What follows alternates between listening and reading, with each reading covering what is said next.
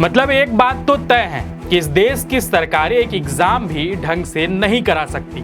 ये क्यों कह रहा हूं मैं आपको बता देता हूं। ताजा मामला है महाराष्ट्र से। 28 जून यानी कल होने वाली महाराष्ट्र टीचर एलिजिबिलिटी टेस्ट यानी टीईटी का पेपर लीक हो गया है। महाराष्ट्र के ठाणे में टीईटी का पेपर लीक होने की खबर है। टीईटी परीक्षा में 4 लाख के करीब कैंडिडेट शामिल होने वाले थे। पेपर लीक होने के कारण इस परीक्षा को फिलहाल स्थगित करने का फैसला किया गया है।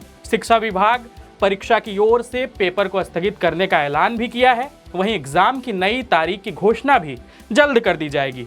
आपको तो पता ही होगा कि नीट परीक्षा को लेकर लीक के बाद देश भर में हंगामा मचा हुआ है। जंतर मंतर पर सीजेपी लगातार प्रोटेस्ट कर रही है और इसी बीच टेट का भी पेपर लीक होने की घटना ने शिक्षा विभाग की खराब कार्य प्रणाली को एक बार फिर से उजागर कर दिया। नीट 2026 परीक्षा में हुई गड़बड़ियों को ध्यान में रखते हुए महाराष्ट्र राज्य परीक्षा परिषद ने सुरक्षा के सभी जरूरी इंतजाम किए थे। हालांकि आज यानी 27 जून को सुबह करीब 4 बजे गुप्त सूचना के आधार पर भिवंडी पुलिस ने सदर इलाके में छापेमारी की। उन्हें जानकारी मिली थी कि भिवंडी में प्रश्न पत्र में बदलाव किया जा सकता है।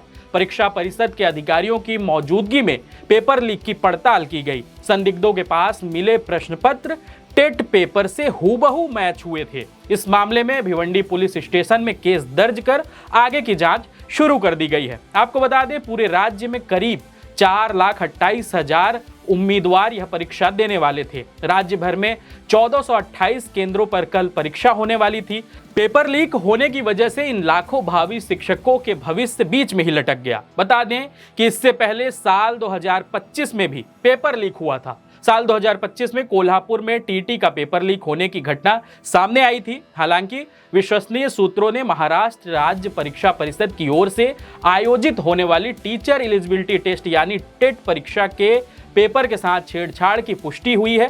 सोशल मीडिया पर टेट का पेपर वायरल होने के बाद महाराष्ट्र राज्य परीक्षा परिषद ने कल होने वाली टेट परीक्षा को रद्द करने का घोषणा किया है। अब जिसको नहीं पता कि टेट क्या होता है तो उन्हें मैं बता देता हूं। कंपलसरी परीक्षा महाराष्ट्र में क्लास 1 से 8वीं तक के टीचर बनने के लिए महा टेट का एग्जाम पास करना कंपलसरी होता है। इस एग्जाम में 2 पेपर होते हैं। पेपर 1 में 1ली से 5वीं क्लास के लिए और पेपर 2 में 6ठी से 8वीं क्लास के लिए टीचर के लिए होता है। कुल 150 नंबर के ऑब्जेक्टिव सवाल आते हैं, जिसमें से पास होने के लिए जनरल कैटेगरी को 90 नंबर और रिजर्व्ड कैटेगरी को 82.5 नंबर चाहिए होते हैं। हर साल इस एग्जाम में करीब 3 से 4.5 लाख कैंडिडेट्स बैठते हैं, लेकिन पेपर टफ होने की वजह से सिर्फ 4 से 8% लोग ही इसे पास कर पाते हैं। इस एग्जाम को पास करने से सीधे नौकरी नहीं मिलती, बल्कि सिर्फ एक एलिजिबिलिटी सर्टिफिकेट मिलता है। अगला कदम नौकरी पाने के लिए TAIT यानी teacher aptitude and intelligence test नाम का दूसरा कॉम्पिटेटिव एग्जाम पास करना होता है, तब जाकर परमानेंट सरकारी नौकरी मिलती है। वहीं शिक्षा विभाग के फैसले के बाद राज्य वर्ष में बड़ी संख्या में अभ्यर्थियों को झटका लगा है। कई उम्मीदवार लंबे समय से परीक्षा की तैयारी कर रहे थे और परीक्षा केंद्र जाने की तैयारी भी पूरी कर चुके थे। अचानक आए इस फैसले ने उम्मीदवारों के बीच निराशा एकदम भर दी है। पेपर लीक होने की जानकारी के बाद प्रशासन ने इस मामले की जांच शुरू कर दी कि पेपर लीक की आशंका कैसे बनी और इसके पीछे कौन लोग हो सकते हैं। अब अभ्यर्थियों को नई परीक्षा तारीख की घोषणा का इंतजार है। लेकिन सबसे बड़ा सवाल यह है कि पिछले 5 साल में देश में 9 बड़े पेपर लीक के मामले सामने आए हैं। इनमें Rajasthan REET, UP police constable भर्ती परीक्षा और हाल ही में मई 2026 में हुई नीट यूजी जैसे बड़े एग्जाम शामिल हैं।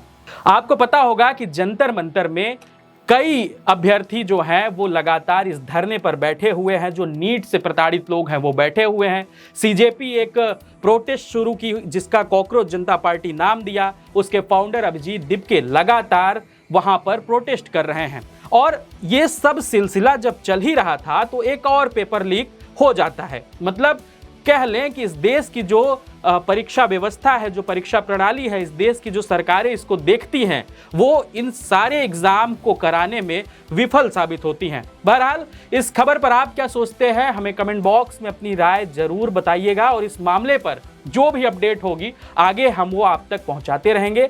इस वीडियो को हमारे साथी धर्मेंद्र रिकॉर्ड कर रहे हैं, मैं सौरभ हूं और आप देखते रहिए जेएचएस न्यूज।